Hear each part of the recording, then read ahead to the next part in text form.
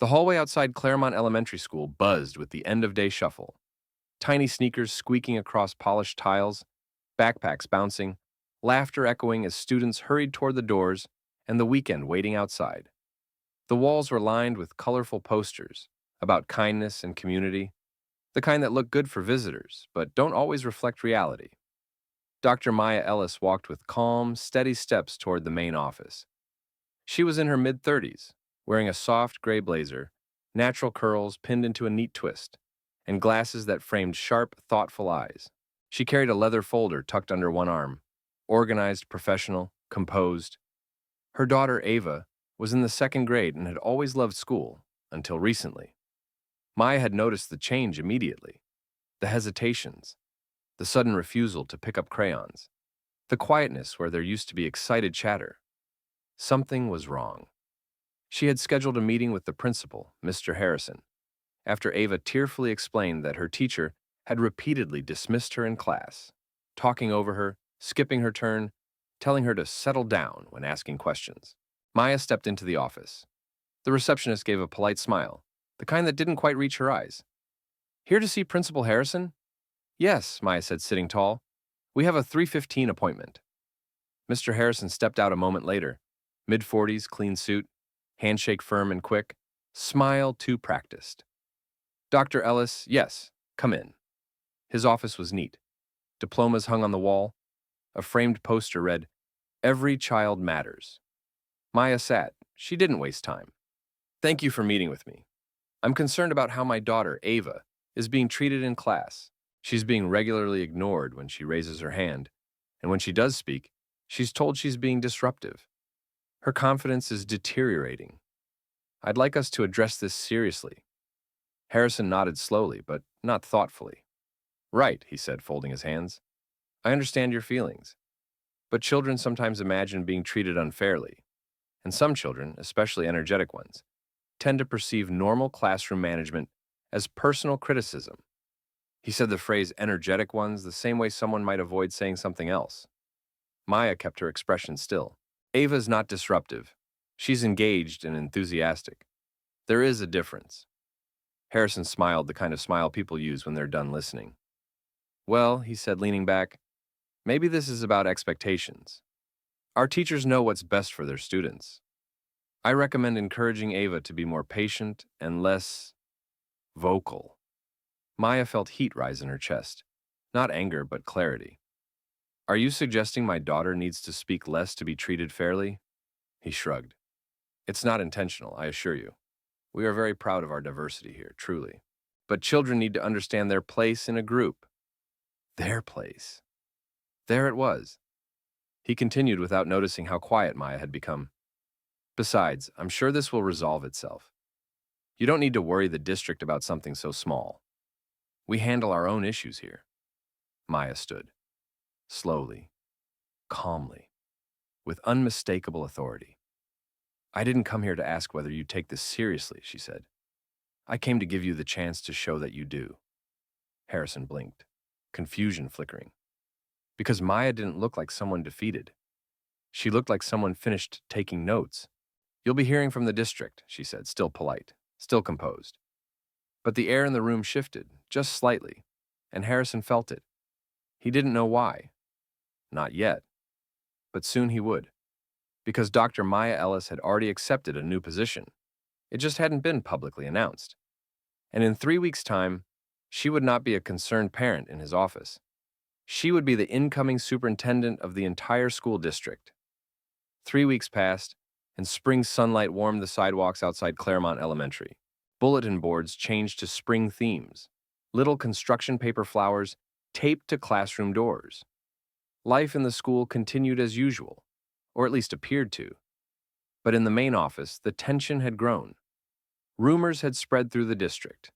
A new superintendent had been selected. Someone with a strong background, someone serious, someone who was expected to make changes. Principal Harrison dismissed the gossip with a wave of his hand every time his staff mentioned it. Superintendent announcements were mostly political anyway. Whoever it was would have bigger things to worry about than one elementary school, and certainly bigger things than one overly emotional parent. He had nearly forgotten about Dr. Ellis. Nearly. Until the district emailed the staff, Superintendent welcome visit, mandatory attendance. Friday, 1:30 p.m., school auditorium. Harrison straightened his suit that morning, practicing his confident handshake in the reflection of his office window. He prepared remarks, professional, polished, full of the kind of education jargon that sounded like progress, but meant very little. He imagined shaking hands with a man, gray hair, or maybe a woman in her late 50s with a pearl necklace and a soft, diplomatic voice. Someone who would appreciate stability. Someone who wouldn't ask too many questions. At 1:25, students were settled in classrooms, teachers stood along the walls, and staff filled the first few rows of the school auditorium. Harrison stepped onto the stage, smile ready. Thank you all for joining us as we welcome our new superintendent. We are excited to continue our district's strong tradition of. The double doors at the back of the auditorium opened. Conversation faded, heads turned, and Dr. Maya Ellis walked in. Not as a parent, not as someone requesting a meeting, not as someone waiting to be heard, but as the leader of the entire school district. Her gray blazer was replaced by a sleek navy one. Her ID badge now bore the district seal. She carried no folder today. She didn't need one. Harrison's smile faltered, not immediately, but in a slow, flickering collapse, like a light bulb beginning to burn out. Teachers straightened. Students watched with wide eyes. The staff whispered, "That's Ava's mom. She was here last month." Oh. Dr. Ellis walked down the center aisle with calm, measured steps, unhurried, unbothered, unshakable. She stepped onto the stage beside Harrison. He opened his mouth to speak, to recover, to perform, to pretend. But Maya raised her hand gently, stopping him without force. She stepped to the microphone. "Good afternoon. My name is Dr. Maya Ellis, and I am honored to serve as your new superintendent." The room applauded, real applause. She didn't have to ask for it. When the room quieted, she continued, "Our students deserve an environment where they are heard, supported, and encouraged to grow. Every student, every classroom, every day." Her words were steady, not sharp, but they carried weight. Children notice when they are dismissed. They feel when they are unseen. And when we treat a child's voice as inconvenient, we teach them that their voice does not matter. A slow ripple moved through the staff. Some lowered their eyes. Some nodded. Harrison felt his heartbeat in his throat. Maya didn't look at him. She didn't need to. She was speaking to everyone, and specifically to him at the same time. In the coming weeks, she continued, I will be meeting individually with each school to review classroom culture, staff development, and equity practices. This is not about criticism. This is about growth. We will move forward, together. The applause that followed was louder, warmer, relieved, because everyone in that room understood. This superintendent wasn't symbolic. She was active, present, uncompromising in what mattered. And Principal Harrison finally realized, when he brushed aside a parent's concerns, he wasn't just ignoring a mother. He was ignoring the woman who now held the authority to reshape his entire school. And this time, she was not going to be ignored. The next Monday morning, the school day began the same way it always had. Morning announcements, backpacks clicking open, pencils tapping on desks. But there was a different energy in the building now. Teachers spoke more gently, students sat a little straighter. There was a sense of something new forming, like air right before rain. Principal Harrison tried to move through the halls as confidently as always, but his steps were just a bit too quick, his smile just a bit too stiff. He kept adjusting his tie, smoothing his jacket, trying to reclaim the authority he once held without question. But authority wasn't something you wore. It was something you earned. And right now, he didn't have it. Dr. Maya Ellis arrived mid-morning, not with cameras or assistants or a clipboard full of evaluation sheets, but with a simple notebook and a warm nod to the front office staff. She walked the hallways slowly, greeting teachers, kneeling to talk to students, listening more than she spoke. It was the kind of leadership that didn't need to announce itself. When she entered Ava's classroom, the students looked up with wide eyes. Ava was at her desk, coloring carefully, her tongue peeking out in concentration. When she saw her mother, her face lit up, but she didn't run to her. She stayed seated, smiling big. Her mother smiled back, proud, measured, steady. The teacher, Ms. Parker, looked up. Her face flushed, not assuming guilt, but recognizing that something important was happening. "Good morning, Ms. Parker," Maya said softly. "I'd like to sit in for a few minutes, if that's all right." Ms. Parker nodded quickly. "Yes, of course."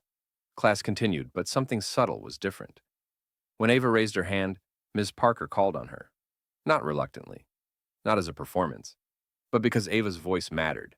And Ava, who had spent the last few weeks shrinking herself, sat taller, confident, heard. When class moved into partner work, Maya stepped aside with Ms. Parker. "I want to be clear," Maya said gently. "This is not about blame. This is about reflection." Ms. Parker exhaled, shoulders dropping in relief. I think I relied on old habits," she admitted quietly. "I didn't realize I was shutting her down. I'm glad you brought it to my attention." Maya nodded. Growth starts when we allow ourselves to see what we didn't before. Meanwhile, word of Maya's presence spread through the building. Teachers peeked through door windows.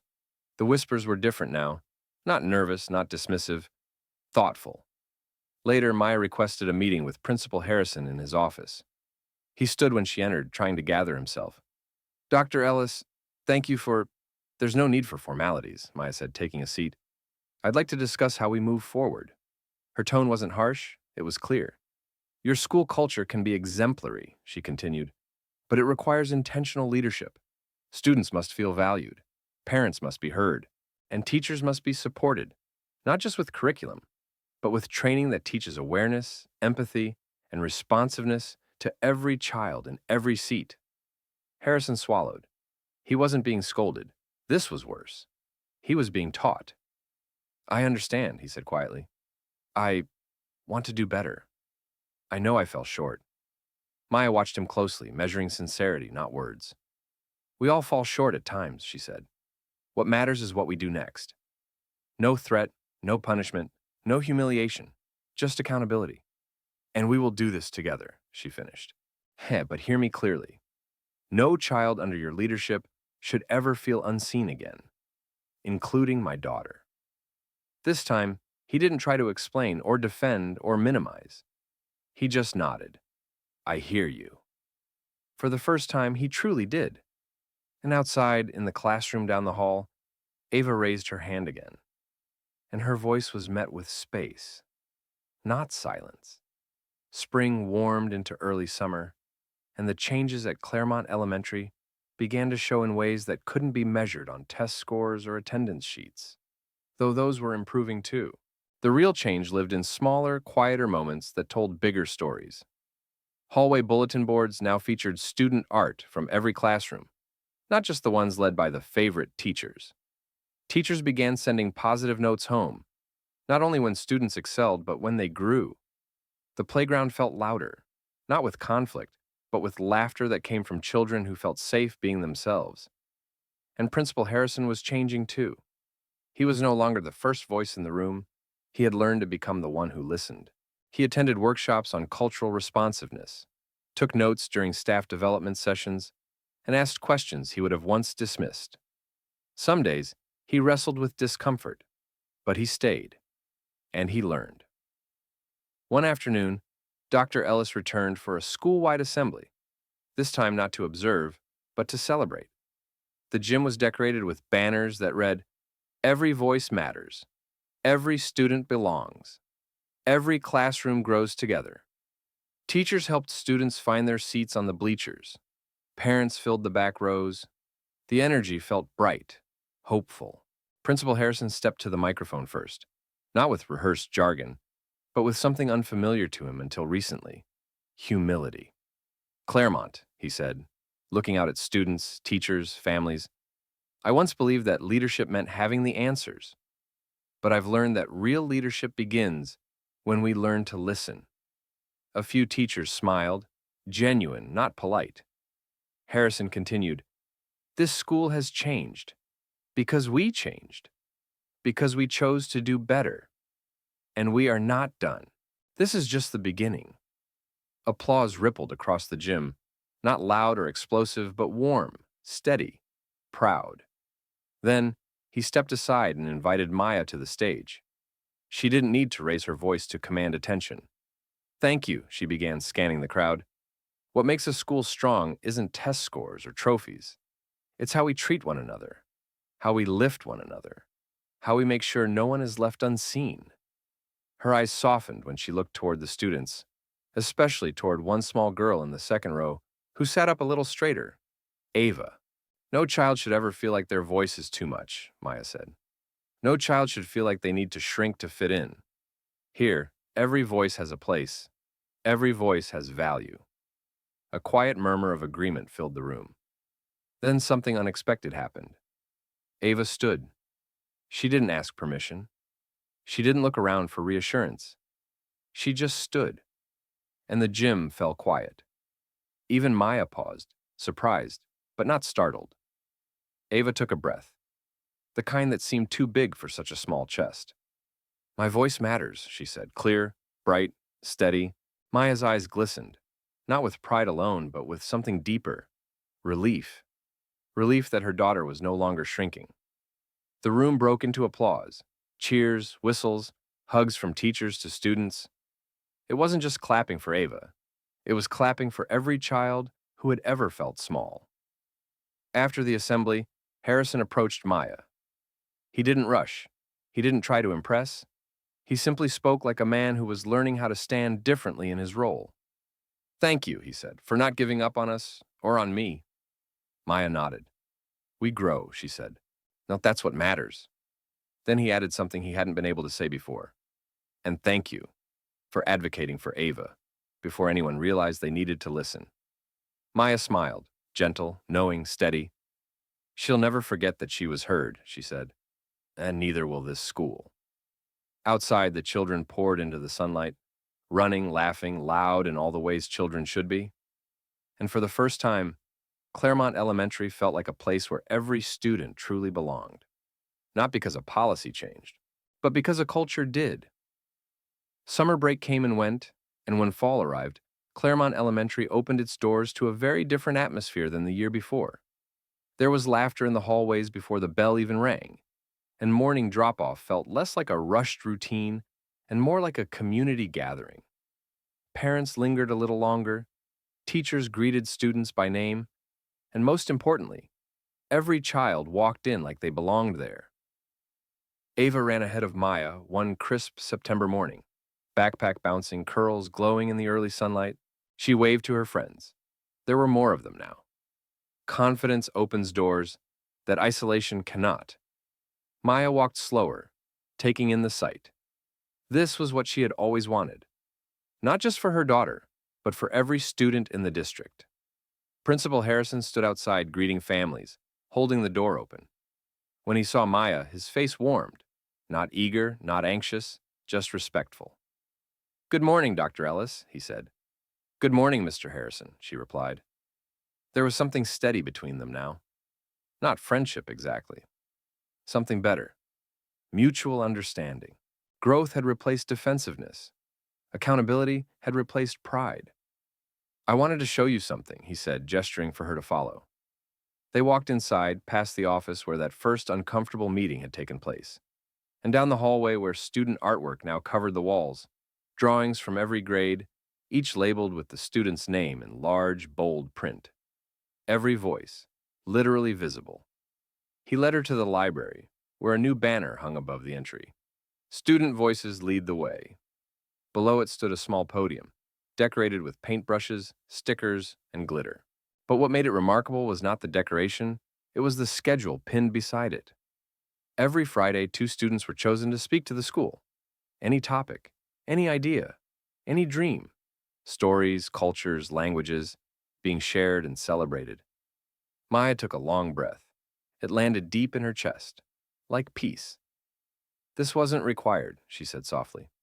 "No," Harrison replied, but it was needed. Teachers filtered into the library behind them, gathering for the weekly staff meeting. Their faces weren't fearful of evaluation anymore. They looked hopeful, invested, supportive. Harrison addressed them first. "We made changes last year," he began. "Real ones. And those changes didn't come from policy. They came from reflection, from listening, from choosing to see every student the way we want our own children to be seen." He paused, then continued with sincerity that didn't need rehearsing. "I wasn't always the leader this school deserved, but I have learned, and I am still learning. And I am grateful for the person who taught me that leadership begins with humility." Then he nodded toward Maya. The staff applauded, not out of obligation, but because they recognized truth when they heard it. Maya stepped forward. Her voice was calm, warm, steady. "This is what progress looks like. Not perfection, progress. And it happens when we choose courage over comfort." She scanned the room, faces of teachers, paraprofessionals, office staff, custodians, the real heartbeat of any school.